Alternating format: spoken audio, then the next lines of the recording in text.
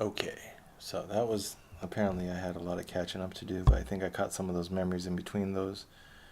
And now we have the max on stories, and then I'll speak on it afterwards, because otherwise I won't even get to it. And we're going to do, let's do six of these. 228. Six would give us 3 hours till 5:30. I think I could do that. We're waiting for it to load.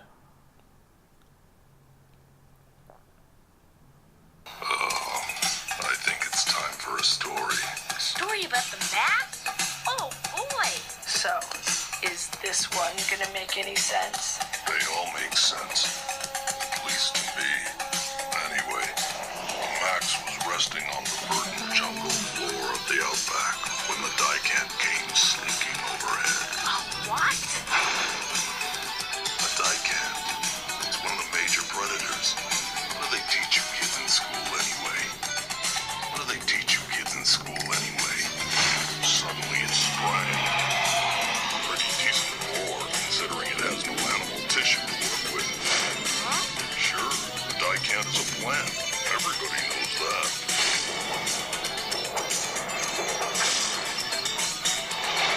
As a mutated plant, the Dicant has no vital organs. It has spines for teeth and a tough, rubbery shell, which stretches instead of breaking. It's as strong as a panther and bright as clover, and has broccoli spasms and killing rage. The Max slashed at it again, and again, and again, to no avail. There is only one way to kill a Dicant. Hold it by its 4 feet, reach down its throat, turn it inside out, fling it into seawater. Unfortunately, Max was so wrapped up in his grim work that he failed to notice he was smack dab in the middle of an is-suicide migration. For a moment, Max was disoriented. Then he realized that he had wandered into an is field, a breeding ground where the unripe is live, fattening on the unwary, until they break free in a wave and begin their long, destructive march to the sea. Then he saw the Enwitagui, or walking mountains. These huge guardians are the slaves of the seed bringers. They keep Krampus and Vestermoles from dining on unripened is flesh. They are maniacally strong and fiercely loyal. Oh yeah, they only know one song. The Mwatagui turned towards him. Their every movement was ripe with anger. They weren't smart enough to have more than one emotion at a time. Suddenly, something drove up from under the is and plowed right at the Max. Is fell away and Max saw it clearly. He was trapped. What was it? What happened? The giant Tucson? No, it was a Buick. That stupid. A car? I told you it wouldn't make any sense. That is so lame. Even I know there's no cars in the outback. I don't get it. Neither do I. So it's kind of self-explanatory. I don't get it either. But what is the Max? The Max is a cartoon I saw on MTV back when MTV was music television. But not just that, it was counterculture.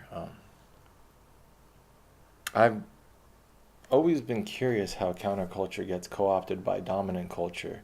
Even when I was young, and we saw MTV turn to shit, and now it's just, well, at the end of the 90s with the introduction of reality TV, which I guess is the war on reality. When we started introducing conceptions of reality blatantly, when we started muddying the definition of words. It's like we don't really have a democracy in America, or even representative democracy. When we capped the Congress at 435 representatives instead of actually being representative for one for every 30,000 citizens or whatever. So music television stopped being music television. Now it's a reality TV television or Jersey Shore television or whatever. But back then you had like Yo MTV Raps. You had it was before it was so I don't even think, I think it got bought by Viacom. Maybe it wasn't owned by Viacom right away, but if you look at the consolidation of media and the history of that, MTV fits into that pattern, being consolidated. One of the supposed alternative countercultures is like Vice News, but first of all, the founders are shit. Those guys are definitely, at least one of them was it Gavin McGinnis, is a representation of toxic masculinity. It's just basically a man-child pretending like he, I guess, seeking toughness because they're inherently cowards inside. I don't even know how you describe it, but like insecure men who have to act outwardly display toughness because I don't know. Yeah, why else would you have to, unless you're insecure? And then yeah, but they almost got bought out by Disney. So they're $1 billion company now, and they've grown a pretty decent nut. And if they're smart, they would divest themselves or sell their stakes and cash out when they can, before they can run it into the ground. But that is the hubris and ego. That is the pitfall of mankind, right? You don't know when to quit. So, but Disney almost bought them before they figured, you know what, the brand, we can't really incorporate this brand. But that's what happens. Whatever the counterculture is, eventually gets incorporated into the dominant culture and gets abused and taken advantage of, and you lose the meaning. It starts off, and I'm still exploring that, like oppressed people, oppression, and down to, when I was two bags shy, I was walking the streets of New York, I felt alive. And I've been poor most of my life, and it hasn't stopped me from living a good life. When you have less things, you feel more alive sometimes. Hip-hop started out of the projects of New York, which are created out of racism, systemic racism, controlling the urban blight, and taking away people's culture. And these neighborhoods that, if you read The Life and Death of America's Great Cities, what's her name? Jane Jacobs. She points out that she was all for the city beautification projects of the mid-20th century. A lot of people were intellectuals, but then when they actually started to see them applied, they realized that these slum areas that were being torn down actually were vibrant ecologies of life. And the people looked out for each other. And the tenements maybe should have been improved, but to just destroy them and then put these huge concrete, ugly things which had no culture to them or no attachment to the culture of the people who moved there. You just created basically a invitation for crime and for all the problems that you now see in the projects. So it's like you created cultures of crime by taking away real organic culture. It's like basically like pesticides on a crop. Instead of, there's holistic ways there's this farmer in Puerto Rico who plants nicotine around his plants. I don't know if that's legal or not. I don't know if you're allowed to just plant nicotine, but it's a natural pesticide. And then the Native Americans in North America had their three sisters or whatever they call them, but they'd plant maize and other crops right next to each other, and they would help each other grow. There's holistic ways to do things where you don't have to be chemical dependent or as much. And then there's the chemical ways to do things, but then you get stuff like the California Salton Sea, which is a body of water which the Imperial Valley, all of their toxic farming, just modern industrial farming with all the chemicals, has been seeping. It basically poisons the soil. So they have a drainage under all of the farming community. They built it and they created that farming community from scratch. Diverted the Colorado River. And then I read about this recently. I knew about it, but when I went to Slab City, I tried to contextualize the whole area. And they diverted the Colorado River and then grew farming in the desert. And then they farm during the winter when it's cool enough, but using modern industry, which poisons the soil. And so they have drainage systems underneath the soil to pull all of that poison out and send it to the Salton Sea, which is why everyone now has bad lungs. You have a higher incident, like Bakersfield lung is another Central Valley community of farmers. And so the toxic stuff in the soil in these dry, hot areas blows up into the wind and becomes this particulate in the air that everyone's breathing in. So you're breathing in Monsanto weed killer in the air. And so the Salton Sea is an artificial lake. It's a large body of water. There's this really great flood of the Colorado River, which reached all the way out there, and the water stayed there. So it's been there, but it's been shrinking. And as it shrinks, it becomes more salinated because you're bringing all these minerals from the soil around it, So I think it's now 30% saltier than the ocean. Very salty. So you see fish, dead fish piled up on the shores. There's some fish that live in there. I think tilapia, and apparently it's become a haven for birds, hundreds of species of birds. But as it shrinks, you have more and more of the shore exposed, and that you literally have a drainage system from all the farming communities going into there, and then also part of their water program, they have water rights that they've negotiated since we first diverted the Colorado River. So they have these grandfather rights, which are way better deals than anyone else in California, pretty much. But in order to retain those rights, they have to sell some of that water to LA and the other growing metropolises. But they also have to put some of that water into the Salton Sea to keep it from shrinking too fast, or even from shrinking, because if it shrinks, now you expose a lot of that toxic stuff on the shores of the Salton Sea, and it's going to get up in the air, and it's going to further pollute the air and the community. Isn't that interesting? All that stuff, all those complications from modern industrial farming. And we should think about this stuff. There's a farm bill that the government passes, and it's not as simple as community farmers, or there's complicated stuff going on. If our generations are having higher and higher cancer rates, these are the inputs into the problem. These are the things that we do that maybe aren't responsible or far thinking. But yeah, now that's why did I explain that so much? Because it's a metaphor. So there's ways in which you pollute cultures, and ways in which you have this organic, like they're finding certain types of fungus are able to maybe break down petroleum and plastics. And so maybe that's what like hip hop is you have this negative culture based off of racism and prejudice. And if you wonder if that's a reach to say that that's systemic racism that created the projects in New York, the Robert Moses, read his book, or the book about him, The Power Broker.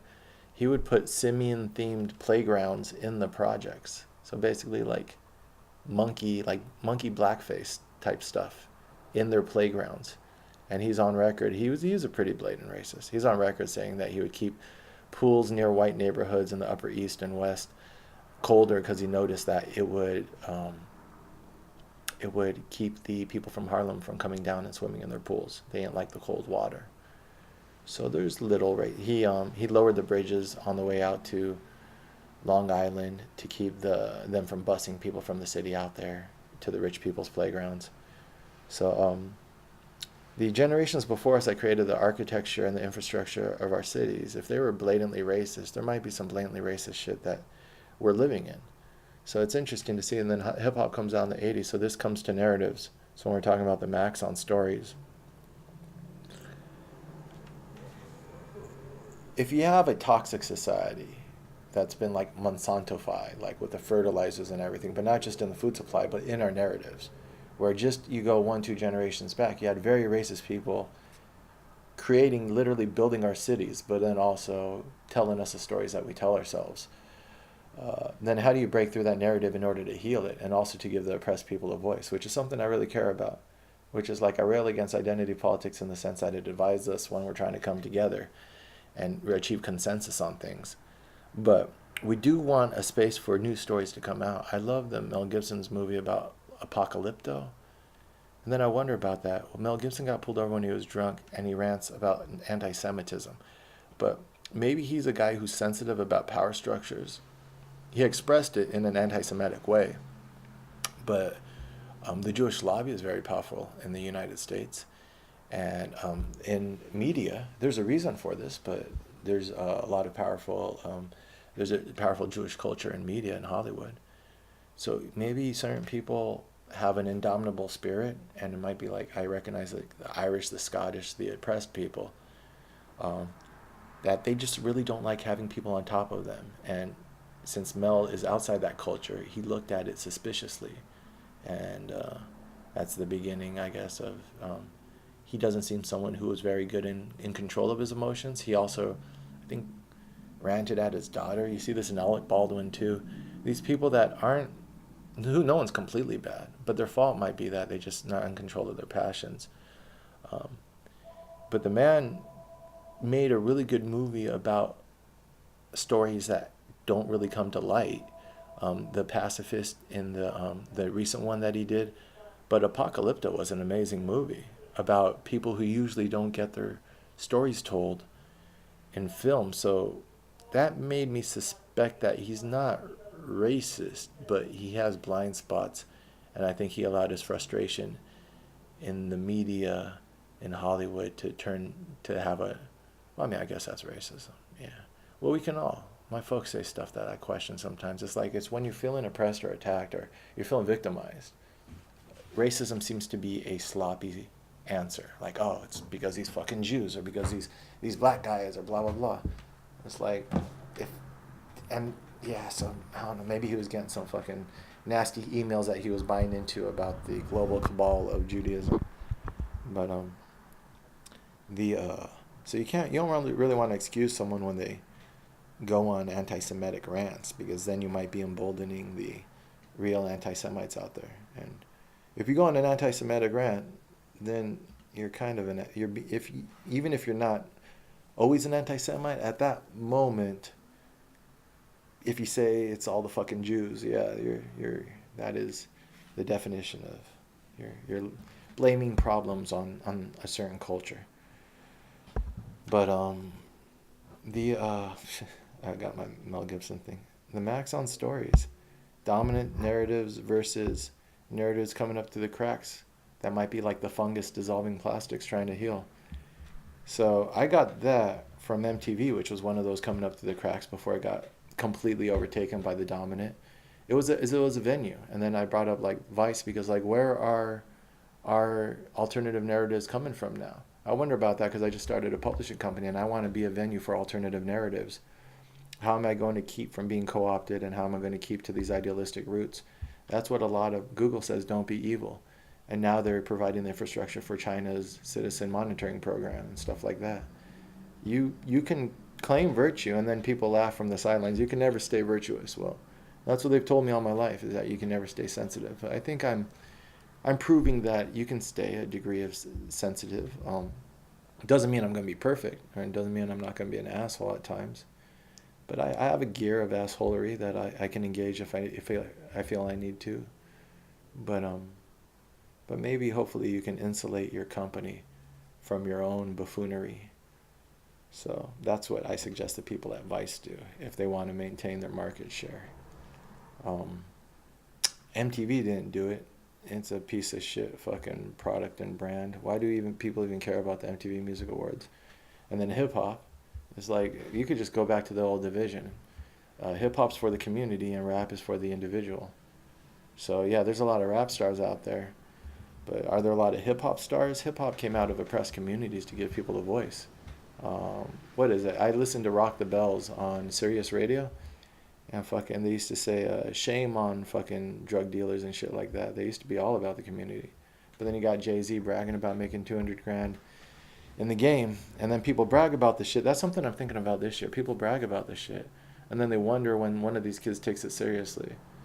Like, you got this one fucking Rainbow Bright kid goes and gets himself caught up for actually trying to like run with the crew. It's like, well, that's what the game plan seems to be. You blame him for being naive, and that's what I realized recently. It's all across the spectrum. This girl who the current addict. So like I have Addie, the addict that I grew up with, who's now on the clean, straight, and narrow. And then I have a young one that I was like fucking around with. We never really like messed around, but I've been like spending some company with her when I was in New York, and I see a lot of potential in her as a writer and a creative. But she just decided to pick up a heroin habit. And it's like, dude, you're 22, you don't even know. You might be fucking, if you survive it, you might just be blown away a decade of your life. For what? And she wants to do the Hunter S. Thompson fucking vacation, where we do all the drugs he did in Fear and Loathing in Las Vegas. Which intrigues me, I have to admit, being like a psychonaut and liking to alter my state of consciousness.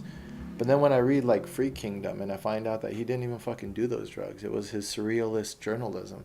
He actually was a little bit of a pussy when it comes to doing psychedelics. He didn't look at them like I look at them, where like a lot of people I respect look at them as like a shamanistic exploration of the soul. And he was a speed freak, and he was a lot of ego. And later on, he went from speed to cocaine and lost his ability to write. And his is a cautionary path of ego, cowardice, and drug addiction. Um, it's really hard to try to be a good man. It's really hard to try to find all your blind spots. You'll never find them all, right? But like, it's hard to, yeah, it's hard to be a good man. You'll never find all your blind spots, but there are some obvious mistakes that you can avoid. Um, Maybe you can't learn to commit to monogamy, but it's debatable throughout the course of history whether we're a truly monogamous species. You can be honest with people, and you can be honest before the fact as opposed to being honest afterwards. I'm still working on that, bringing my honesty back up to the present as opposed to just being contrite after begging forgiveness instead of asking permission. If you're in a relationship with someone, you owe them honesty. It's safe. Physically, it's safe, so you don't catch stuff. And let people choose their own adventure. Let people choose what they want to be in. So Hunter failed on that respect. You don't want any vices in the terms of addictions. So I tried heroin. I don't think I'm going to try it again anytime soon. I understand that and cocaine are two drugs where they fucking work. If you're curious about doing them and you have any proclivity towards addiction, I highly suggest you don't. Just like if you're curious about doing psychedelics but you're questioning your sanity, I highly suggest you don't. With psychedelics, even with weed, before you do mushrooms, try weed. After I consistently did mushrooms, weed is like smoking a cigarette. Like, I'll get high, but like, once you really fucking spirit walk, it's like, you come back and it puts everything in perspective. But when you're playing with high doses of psychedelics, you're playing with your sanity. And so you really have a philosophy, not a scientific, what people have told you, but have a personal philosophy of your sanity and your limits before you start looking at the 3D picture, trying to see the image hidden within the other patterns, because that's what all life becomes. Once you do a lot of psychedelics heavily, you can kind of stare at stuff and kind of trip out. Your mind has become a little bit more plastic.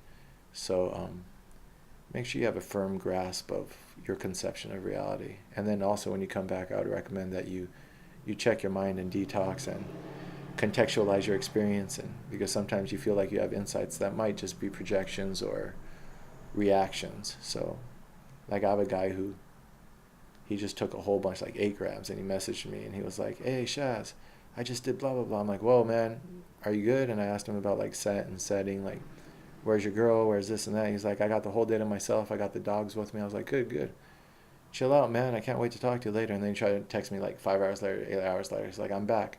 I'm like, "No you're not man, talk to me tomorrow. You're not back. You need to fucking think about what you've thought about. Chill dude, it's not a competition. It's a personal journey. It's a meditation. It's forced psychoanalysis. It's forced, like what I'm doing here. Every day I do 4 or 5 hours of therapy, talking to myself. Free association. Psychedelics is like fucking, it's steroids. It's like, who knows if you're doing long-term damage on your brain. I don't think so. Because I trust in the shamanistic practice that this stuff from the earth people have been doing for a while, like weed. We have a long tradition of doing it as a human species, but we don't have a long tradition of doing acid. So acid never really, it's interesting, but it doesn't give me the same holistic 100% confident this is good for me. Sometimes it just feels like a roller coaster, like, fuck, this is what I'm doing for the next 10 hours. It's like acid's always like a little bit of a question mark. Like, I guess I'm not sleeping now. But you gotta accept it. You gotta accept everything. I dropped acid on a plane once. I don't recommend that. It started kicking in right when I was going through security with like an ounce of mushrooms and an ounce of weed on me. And I was like, this is about the time I should start tripping, yeah. And I started like lean back, like I almost fall over, and then I lean back into it like it's like in a movie, a phase shift. It's like I was just about to walk through the metal detector and I leaned back and I was like, well, now is not the time to get fucked up. And I just kind of leaned back into my gate and just walk. It's like I wavered and I was like, yep, we've achieved liftoff when the acid kicks in. You have Matt Parker and Trey Parker, Matt Stone, the South Park guys. They dropped acid before they went to the Emmys or the Oscars or some shit for the South Park movie. And they said it kicked in right before they left the limo. You read stories like that and you're like, that's hilarious. And so like, yeah, times in your life you're like, why not? I missed my first flight. And so I went back home, smoked a joint with my friend who was flying with me to Puerto Rico. I was like, oh, I found some acid. Why not? Take it. I was like, it should kick in within about an hour, right when we're going through check-in. And sure enough, about an hour later, we're fucking going through the gate. And it's like, yep. And then I was on the plane for fucking 3.5, 4 hours. And it was so uncomfortable. So this is a space I had. Like what I'm sitting in now, maybe a little bit smaller. You really want to fucking move. Like all the times I tripped, at one point you just want to stand up, you want to stretch, you want to like nature, you want your energy to go out. And I'm like, no, I am in this fucking box. And it's a funny story. I'll tell that story later. I cried on that. I didn't cry out of sadness. I was just like, the sun rose. It was a nighttime flight. And there was like chandeliers of like light along the roof of the plane. And it was like so beautiful. And it was just, because that's what it is. Once you accept your fate, you're just like, this is what I'm doing. It's very uncomfortable. But if I want to move, this is my movement. I can do this. I can do this. My buddy, luckily we were sitting right next to each other. He was across the aisle. And he's like 6'4". So like, he's a big dude. He needed that aisle so he could put his legs in it. And I would look over at him and he's like, you cool, man? I'm lucky I had a sober partner, babysitter. I'm like, I'm good. Like I couldn't even risk going to the bathroom. I wouldn't have come out of the bathroom. I was like, because if I start freaking out, people around me, people are already on edge about fucking terrorism and shit. Everyone's already sensitive about energy and shit in a plane. So I'm just like, just chill out. I don't recommend it. That was interesting. It was beautiful though. The sunrise and the light and the spiritual. When we landed in Puerto Rico and everyone claps, and I was just like, it was like a portal of cultures, from the U.S. culture to this culture, from like those values to this values, and you just feel that when people land and everyone's clapping because they're grateful, because they survived, because they're alive, because they're in tune with life. When you step outside and you breathe the air and it's full of humidity, the humidity that makes your hair beautiful and your skin great, and it's naked weather, it's everything. And you feel that as soon as we landed, I was just like, I'm home. I really feel like Puerto Rico's home in a lot of ways, spiritually home. And I'm Mexican from California, but there is something on that island. The Borinquen, the place where God lives. And then the Taínos, the Indians, believed that they were the caretakers of God's home, and he lived on top of their mountain, which is the only rainforest in the United States, true rainforest. There's constant rainfall up there. What is it called? The mountain in Puerto Rico. It's beautiful. There's a lot of beautiful stuff there. Narratives. And then the evil people come from the south, the Caribs, which were a different Indian set. They would come and do raids on the Taino to steal their women. They were cannibals. They would capture them, to eat them. And hurricanes came from the south. So they had two gods, a good one that lived on top of their mountain on Puerto Rico. And he was represented by the clouds, the rain clouds constantly on that mountain. And then the evil one that came up from the south, and his name was Huracan. And that is where we get the word hurricane. And we also get the word hammock from them. They had an influence on the Spanish, who did their best to exterminate them. They were peaceful people. Taino means noble. They came to Columbus and they said, we're noble people. We're not like the savages to the south. We're not like the cannibals. We're good people. You landed in a good place. And then Columbus writes in his journals, these people are so simple and docile, with like 20 men and 50 guns or whatever he wrote. He said, I could pacify the whole lot. And he did. And he cut off their hands when they went gather enough gold for him. They'd run up into the hills and they'd chase him down, bring him back. They'd give them medallions to wear around their neck to prove that you got your quota of gold, or else they would cut off your hands. And that was in 1490s. And then all the way up to the 1800s and early 20th century, early 1900s, you had King Leopold of Belgium cutting off people's hands in the Congo when they didn't get their quota of rubber. And that was discovered because an accountant noticed that they were shipping bullets to Belgium, but they weren't, and they were getting back a bunch of goods like rubber and everything and raw materials. And he was like, wait, this isn't a, what are they using bullets for down there? This isn't an imbalance. And he went down there and he realized the extent of the travesty. And this is stuff that Mark Twain, the first internationalist, pacifist movements, anti-corporatist movements were to stop that, because it was such a global atrocity that you couldn't be an honorable intellectual and not speak out against that. It was like the Coney 2012 thing of them, but it was real.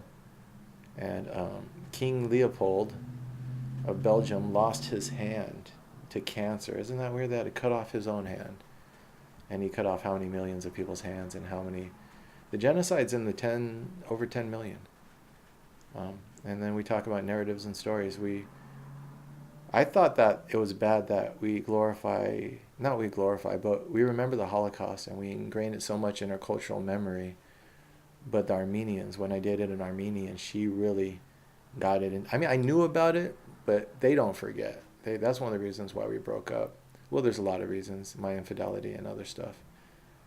Inability to commit. I could recognize when it actually is my inability to commit, but my business at that time, and then the politics is calling me now. But she, no, I learned a lot about. If you want to know about the Armenian genocide, date an Armenian. They fucking, their culture has survived because of the perseverance of them keeping the memory alive. They're very old. I love it. I've considered marrying like 2-3 girls in my life, and she's in the top 2. Her and Shah. I don't think she knows that, or I ever told her, but I mean, we were talking about kids, and she was like, they have to go to Armenian school, because that's what it is. She went to an Armenian school, learned the language, learned how to write it, just keep the culture alive. Once you've been through a genocide, it's so important. The people, like, they're not American, they're Armenian, no matter where they live. They're the diaspora. There's more Armenians outside than in, but you can't destroy a people who scatter like the wind. But each one of them are keeping the seeds of their culture alive for future generations. They're not. I mean, I think that's kind of. I know she was probably supposed to marry an Armenian, and she came from the capital. She's from a royal bloodline, probably. She's like a legit. Her family goes back a long time. She's probably the most dignified woman I've been with, as far as like. Some people have like just they don't bow their head to anyone. She is a very proud spirit, like a well-earned proud spirit. Like, when we broke up, at first I kind of resented her and thought she was being a little too harsh on me, but then I recognized that like, if you're an ass to a good woman, you got to recognize it, because you don't want to devalue them. She's a good woman, and I was an ass. And yeah, and I thought that the Armenian genocide was the biggest fuck up of the 20th century. Like Hitler said, no one said anything about the Armenians when he was killing the Jews. He was like, why are you guys bugging me? You guys didn't bug the Turks. So I thought, wow, we're such hypocrites. We didn't say anything. We still don't, countries don't recognize it, or Turkey doesn't recognize it. But then when you read about, there's this book, King Leopold's Ghost, and you read about the Congo, you're like, fuck, this is more people than the Jews. Like, the Armenians is bad because you almost destroyed a culture. Like, they try to wipe them out, try to fucking erase a culture. And they love chess and wrestling. It's like, that's why not why, but like, I was like, I could see myself being with this girl. I love her fucking. People thought I was Armenian growing up in LA. This hairy Mexican. A lot of people thought I was Armenian. I was like, there must be something there. I love chess and I love wrestling. Out of the 2 things I love to do, other than like pursue women, or like wrestling and chess are up there with like playing guitar and writing and drawing. I play chess every day. I don't wrestle every day, but I would love to get back into it. But then like the Congo is like, this is a genocide that dwarfs the Armenian one. Is comparable or possibly even bigger than the Jewish one, because the Jewish is like 6 million, 10 million, not to trivialize it. But there's at least 10, 12 million in the Congo. And the Jewish one includes gypsies and gays and anyone else that weren't a part of Hitler's new society. And the other thing about the Congo, the reason why we don't talk about it in our dominant narrative is because it was a corporate one. It was the Belgium corporation controlling the Congo. So the Congo, and also because of the scramble for Africa, it's still going on. We're still scrambling for Africa.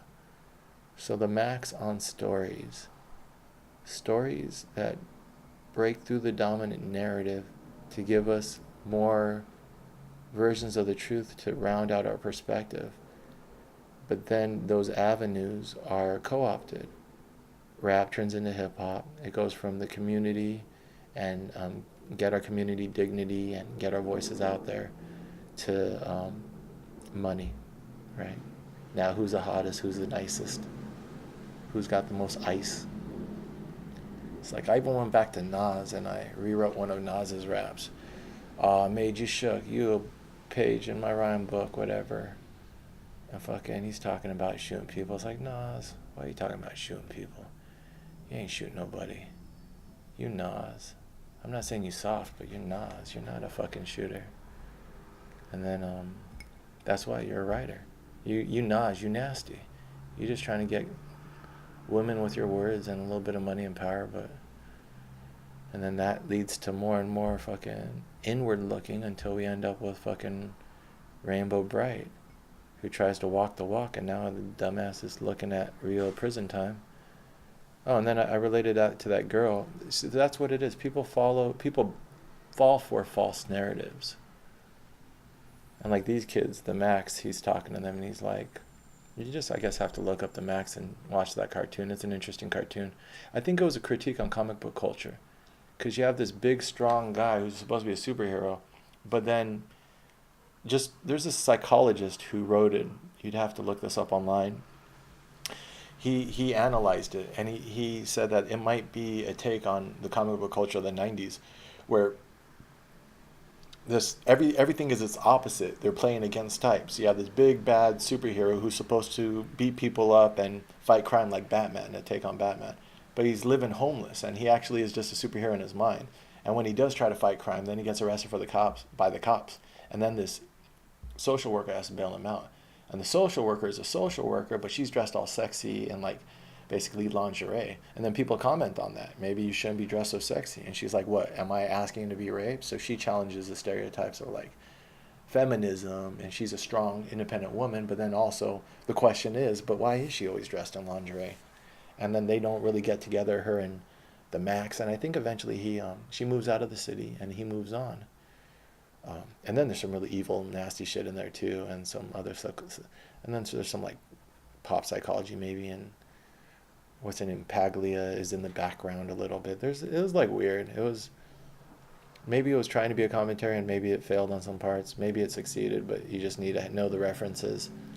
It was interesting. They were commenting on something about culture and narratives, and that's why you have this story.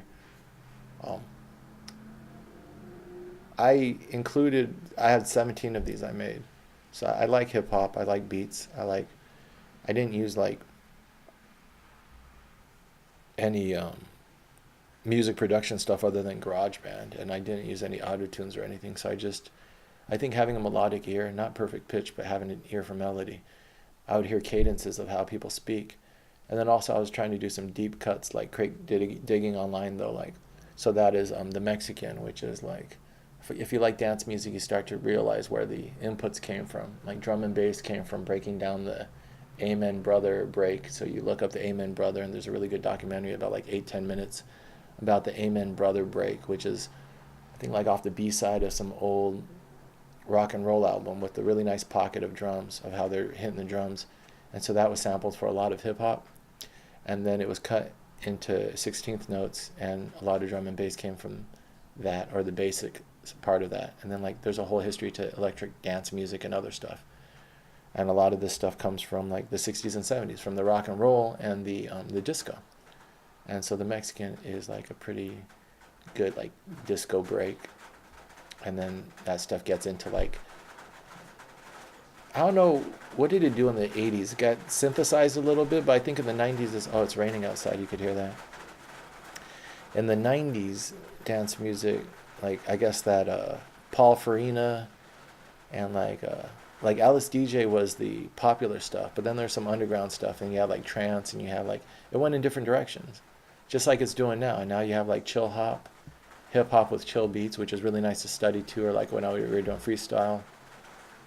And that reminds me a lot of like Buddhist meditations. But then you have like the more produced stuff, the dub stuff with like the, and what is dub? But like dub came out of dubbing over reggae and getting this produced sound out of it. And then you have like industrial sounds coming in. It's interesting. It's like a family of sounds in music, which some of them are fully fleshed genres and some of them are just like appear and disappear. Like if you want to follow the family of ska, coming from reggae, coming from calypso, coming from big band or whatever. I don't even know if it went like that, but like all of these influences, some of them are whole genres and some of them are just, calypso is amazing, but it's like a blip on the radar. And then, but it had a unique sound when it came out. You can't really understand reggae unless you understand calypso, which was like big band. Like they had like these orchestras and stuff. Fucking yeah. The internet's really good at that, allowing you to go like deep into a genre or a vein. So I've always had that. At one point in my life, I wanted to get more into music and figure this stuff out, the timelines. 90s surf rock. Yeah, the Satan's Pilgrims. It was an amazing... I got that turned on to that from Santa Cruz. These surfers who like the surf rock. And this kid, my buddy in the army, he always listens to Satan's Pilgrims. And you go out from there and then you'll find a lot of other good surf albums, just really good guitar and just like no music at all. I mean, no words at all. Just distorted, fat guitar. Not distorted even, just fat. I guess you could like, how do you describe it? They